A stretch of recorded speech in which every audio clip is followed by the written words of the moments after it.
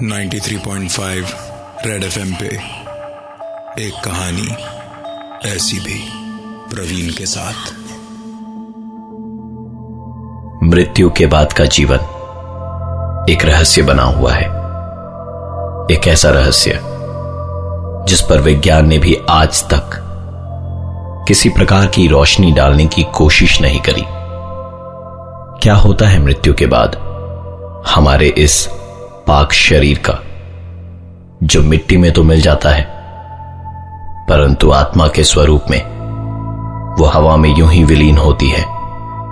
आत्माओं का अस्तित्व जरूर होता है, अन्यथा मुक्ति नामक चीज की उत्पत्ति शायद नहीं होती। आज की कहानी रहस्य और रोमांच के साथ खौफ से भी भरी है। इस कहानी के दो मुख्य किरदार हैं। एक मनीष, जिसे बचपन से ही एक अजीब बीमारी थी जो बाद में जाकर उसका पेशा भी बन गई। मनीष को आश्चर्यजनक रूप से अपने आसपास कुछ ऐसे लोग दिखाई देते जिनकी उपस्थिति अगल बगल खड़े लोग महसूस ही नहीं कर पाते। मनीष सिर्फ और सिर्फ उसे दिखाई देने वाली उन अदृश्य शक्तियों से बातें भी करता था। ये शायद उसके लिए कुदरत की दी हुई एक अद्भुत शक्ति थी और उसकी यही शक्ति उसका पेशा बन गई, जिसके माध्यम से उसने कई लोगों को उनकी समस्याओं से निजात दिलाया। इस कहानी की दूसरी मुख्य किरदार है रोशेल, जो यूएस की निवासी हैं, परंतु रोहित से विवाह होने के कुछ दिन बाद ही दोनों इंडिया शिफ्ट हो गए। और उसके बाद शुरू हुई कुछ ऐसी घटनाएं जिसकी कल्पना रोहित और रोशेल ने अपने बुरे से बुरे सपने में भी नहीं करी होगी। मिस्टर नरूला भारतीय रेल विभाग में एक बहुत ही ऊंचे ओहदे पर कार्यरत थे और पैसों की बिल्कुल भी कमी नहीं होने के कारण उन्होंने अपने बच्चों के जीवन में भी किसी प्रकार की कमी कभी भी महसूस नहीं होने दी। अपने बेटे रोहित को उन्होंने कंप्यूटर इंजीनियरिंग में पोस्ट ग्रेजुएशन के लिए अमेरिका भेजा, जिधर पढ़ाई करते करते रोहित की मुलाकात रोशेल नाम की एक लड़की से हुई। प्यार अपने परवान पर चढ़ गया था और अपने मां बाप की इच्छा के विरुद्ध जाकर रोहित ने रोशेल से शादी कर ली। रोशेल से विवाह करने से उसे यूएस की सिटीजनशिप मिल गई और शादी करके दोनों एक खुशहाल जीवन व्यतीत कर रहे थे। इस बीच रोहित के संबंध अपने माता पिता के साथ बिगड़ते गए, परंतु जैसे हर जख्म को भरने में समय लगता है, वैसे ही रिश्तों में आई इस दरार को भरने में भी थोड़ा समय लगा। ऊपर वाले ने रोहित और रोशेल को एक सुंदर सी बेटी से नवाजा और उनकी जिंदगी में आए खुशी के ये पल ही परिवार वालों से दोबारा जुड़ने का रास्ता बने। 93.5 रेड एफएम पे एक कहानी ऐसी भी, प्रवीण के साथ। रोहित के पिताजी को जैसे उनके दादा बनने की खुशखबरी मिली, वो फूले नहीं समाये और सारे शिकवे गिले भुलाकर अपनी पोती को देखने अमेरिका पहुंच गए। उन्होंने रोहित से गुजारिश भी करी कि वो अब भारत में शिफ्ट हो जाए, क्योंकि वहां भी बड़ी से बड़ी आईटी कंपनियां हैं जहां उसे और रोशेल को आराम से नौकरी मिल जाएगी। अपने पिता की कही हुई बातों पर अमल करते करते रोहित को 2 साल लग गए, परंतु देर आए दुरुस्त आए। इस बीच उनकी बेटी भी बड़ी हो गई थी, जिसका नाम उन्होंने अनीता रखा था। साल 2003 में रोहित सपरिवार इंडिया शिफ्ट हो गया, जिधर उसके पिताजी ने उनके रहने वास्ते एक अलग सा बंगला खरीद रखा था। रोहित और रोशेल को यह बंगला बहुत पसंद आया, क्योंकि इसकी खूबसूरती को चार चांद लगा रहे थे। इसका समंदर के पास अवस्थित होना इसी घर से शुरू हुआ। कुछ ऐसी अजीबोगरीब घटनाओं का सिलसिला जिससे रोहित आज भी उबरने की कोशिश कर रहा है, क्योंकि उसने अपनी पत्नी रोशेल को मौत के मुंह में खुद को जानबूझकर धकेलते हुए देखा था। रात करीबन 1 बजे रोहित की आंख खुली तो उसने पाया कि उसकी पत्नी रोशेल वहां मौजूद नहीं है। वो उसे खोजता खोजता छत पर जा पहुंचा और ये देखकर उसकी आंखें फटी की फटी रह गईं कि रोशेल छत के किनारे पर खड़ी थी। अगर वो एक कदम भी आगे बढ़ाती तो सीधा मौत के मुंह में होती। रोहित धीरे धीरे दबे पांव उसके पीछे पहुंचा और पीछे पहुंचकर एक ही झटके में उसे अपनी ओर खींच लिया। रोशेल अजीब निगाहों से रोहित की ओर देख रही थी, मानो जैसे उसकी आंखों में कई सवाल छिपे हों। उसे कोई मालूमात नहीं थी कि वो रात के इस पहर छत पर अकेली कैसे पहुंची।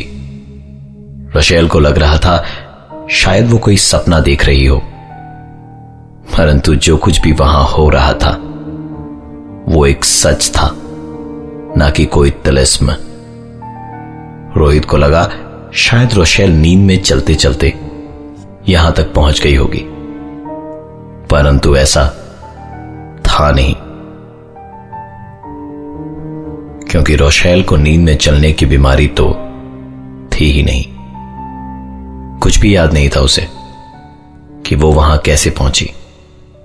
थोड़े दिन में रोहित और रोशेल दोनों ही इस घटना के बारे में भूल चुके थे और एक बार फिर से सामान्य रूप से जीवन जी रहे थे कि तभी अचानक एक ऐसी घटना घटी जिससे रोहित अंदर तक सहम गया था और पढ़ा लिखा होने के बावजूद भी जीवन के उस पार के जीवन की बातों पर विश्वास करने लगा।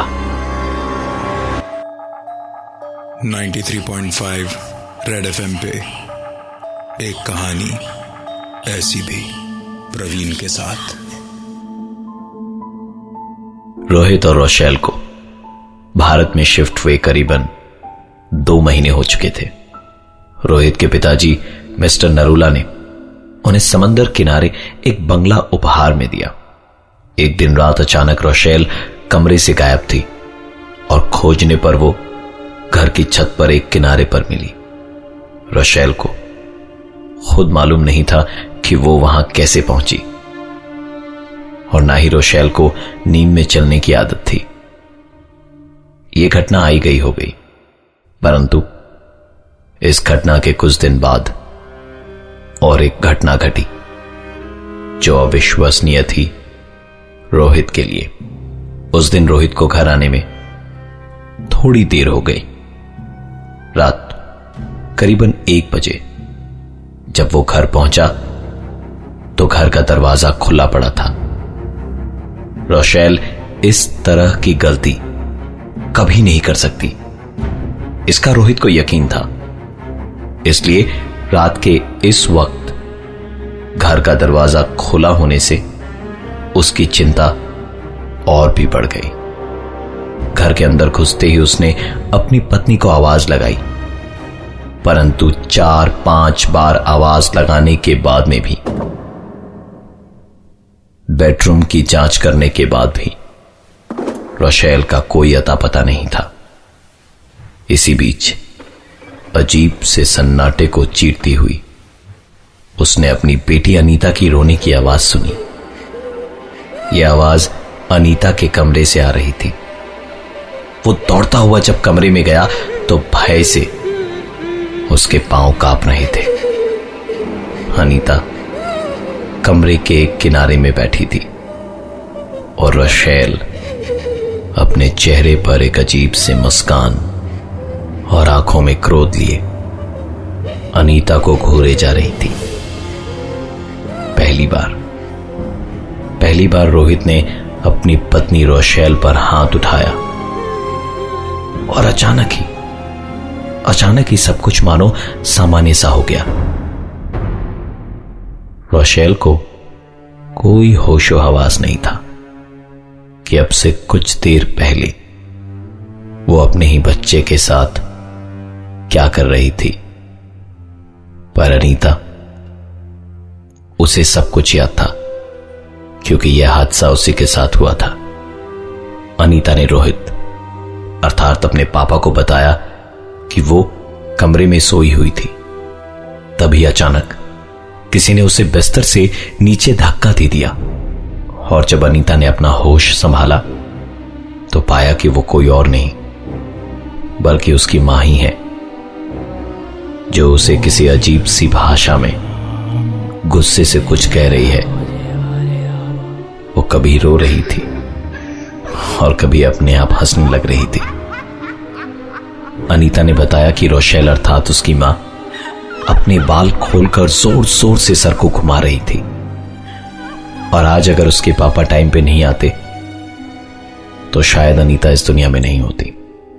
अगले ही दिन रोहित ने अपनी बेटी अनीता को उसके दादा दादी के पास भेज दिया और जल्द से जल्द किसी मनोवैज्ञानिक से परामर्श लेने की सोची।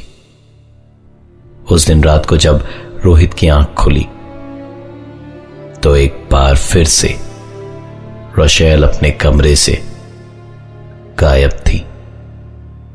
पूरे घर में खोजबीन करने के बाद रोशेल फिर से अनीता के ही कमरे में मिली और इस बार वो टकटकी लगाए सीलिंग फैन की ओर देख रही थी।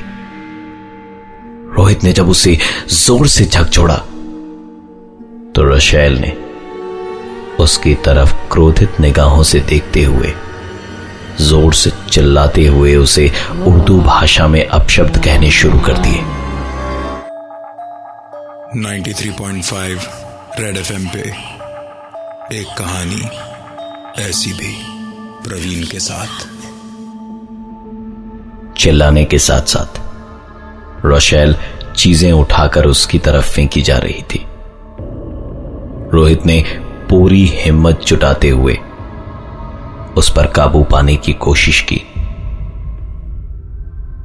धीरे धीरे वो शांत होती गई और रोहित ने बिना समय गवाए उसे हॉस्पिटल में भर्ती करवाया और सारे टेस्ट्स करवाए। टेस्ट्स के परिणाम सभी ठीक थे। डॉक्टर्स की समझ नहीं आ रहा था कि आखिरकार रोशेल को यहां लाया क्यों गया था, क्योंकि उसकी तबीयत तो बिल्कुल ठीक थी। रोहित से रोशेल की यह हालत देखी नहीं जा रही थी। अंततः उसने अपने पिता मिस्टर नरूला को सारी घटनाएं विस्तार से बताई और तब जाकर इस कहानी के और एक प्रमुख पात्र मनीष का नाम प्रकाश में आया। मनीष को बचपन से ही अपने आसपास मृत लोग दिखाई देते थे, जिन्हें हम अपनी आंखों से नहीं देख पाते। रोहित के घर में प्रवेश करते के साथ ही मनीष के चेहरे के हाव भाव बदल गए थे। उसे स्पष्ट रूप से इस घर में किसी की मौजूदगी का एहसास हो चुका था। रोहित की बेटी अनीता के कमरे से एक जोरदार आवाज आई, जहां उसकी बीवी रोशेल आराम कर रही थी। दौड़कर जब वो कमरे में गए तो देखा कि बिस्तर पर पड़ी चादर इस वक्त रोशेल के गले के चारों तरफ लपेटी हुई थी और चादर का दूसरा कोना पंखे से। रोशेल ने आत्महत्या करने की कोशिश करी थी, परंतु उसकी यह कोशिश रोहित और मनीष के ऐन वक्त कमरे में पहुंचने से विफल हो गई। इस अंतराल में रोशेल उन्हें एक अजीब सी आवाज में कुछ अपशब्द कहे जा रही थी।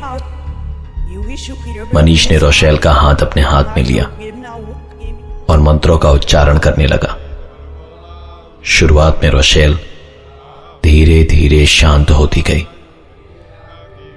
परंतु उसके कुछ क्षण बाद ही मनीष के शरीर से पसीने छूटने लगे और उसके गले से मंत्रों का उच्चारण एकाएक रुकने लगा। रोहित ने समझदारी दिखाते हुए तुरंत मनीष का हाथ खींचता हुआ कमरे से बाहर ले गया। करीबन 1 घंटे के बाद जब उसे होश आया, उसने रोहित से कहा कि हमें किसी भी तरह रोशेल को उस कमरे से बाहर निकालना होगा।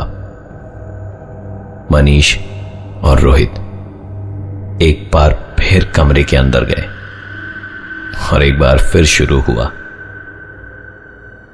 सबकी आंखों के सामने मनीष इस बार दिमागी तौर पर तैयार था, क्योंकि उसे जिंदगी और मौत का सिलसिला,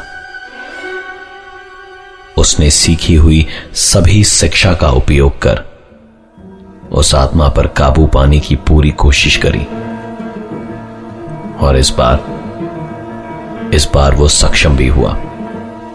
दोनों ने मिलकर रोशेल को जबरदस्ती उस घर से बाहर निकाला और आश्चर्यजनक रूप से घर से बाहर निकलते के साथ ही रोशेल की तबीयत में पूर्ण रूप से सुधार हो चुका था। आश्चर्यजनक बात तो वो थी जो मनीष ने बताई। उसने कहा कि इस घर के उस कमरे में इस घर के पुराने मालिक की बीवी ने अपने पति की बेवफाई के कारण उस पंखे से लटककर आत्महत्या करी थी और अपने पति की बेवफाई के कारण ही शायद वो उस कमरे में किसी भी महिला को नहीं देख सकती। आज रोशेल सही सलामत है, पर वो घर आज भी वीराना पड़ा है। मैं हूं प्रवीण और ये थी आज की एक कहानी ऐसी भी।